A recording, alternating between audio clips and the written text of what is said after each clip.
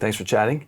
I know Inconf provides private, secure Wi-Fi access. Can you tell me a little bit about that? Why do we do it, and what are the benefits?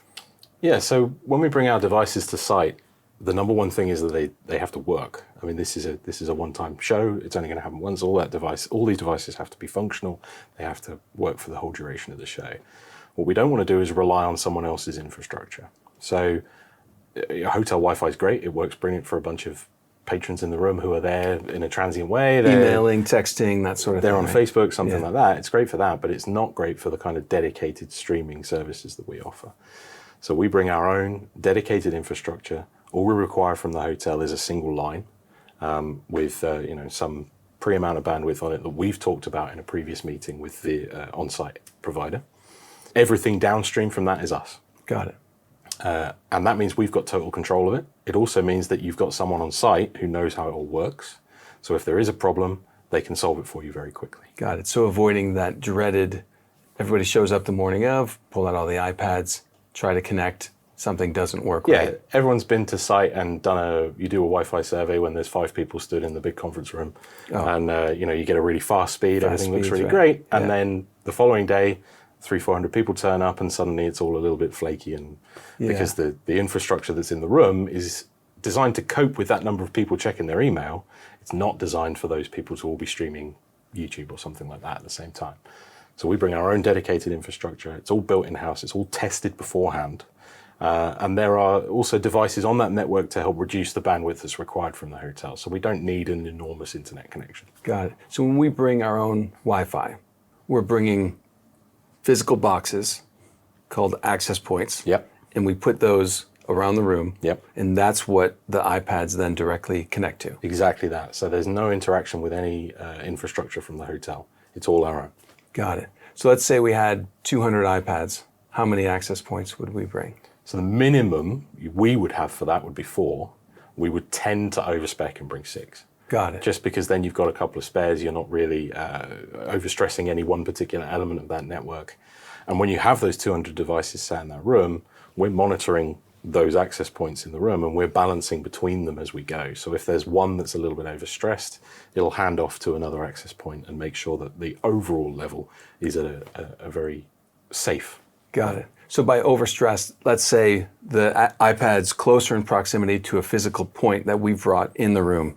More people are logged in there than, say, on the other side of the room. Is that so? That access point that's closer, not all the time, but that could be a scenario where that access point is overstretched. Yeah, or even physical challenges, even columns in the room, layouts of tables. Maybe there's if you've got some rounds or something like that, there's more of them towards the edge than there are in the center or something. Got it. It's about making sure that it's right for every single venue we go to. Got it. So Wi-Fi being hard to control, they're just waves, right? That are bouncing off the walls, bouncing off the tables, bouncing off the ceiling. So it's challenging to know exactly what it's going to do, but us being able to balance out the usage through our own private network. Yep. Helps. And we've got someone on site doing that. We're not relying on raising a ticket with an external supplier or something like that. There's someone there, they're actively monitoring. And they can see, actively monitoring on a screen, seeing access point 3 has this many, access point 2 has this many. Got it.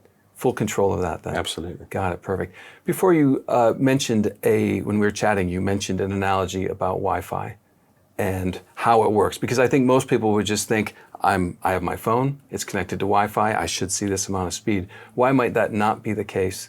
Yeah, so for all scenarios? If you think about a conference room with an access point in it, that access point might be, and that might be provided by the venue.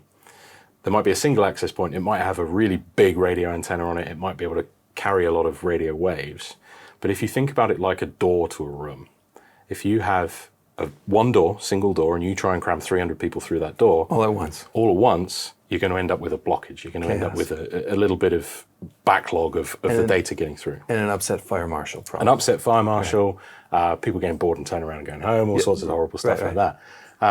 What we do is bring almost too many access points, very carefully tuned, to ensure that we've then basically got 4 or 5 doors to the same space.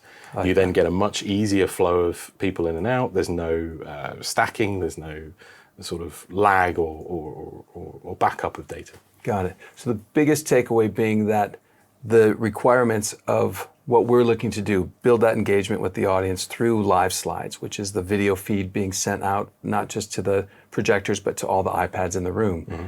In order for us to make sure that that works seamlessly, we want to be in control of all the tech that those connect to. Yeah, and that's what we do. Yeah, and then we because we've got that fine level of control, we can be 100% sure that there aren't going to be any issues. Perfect.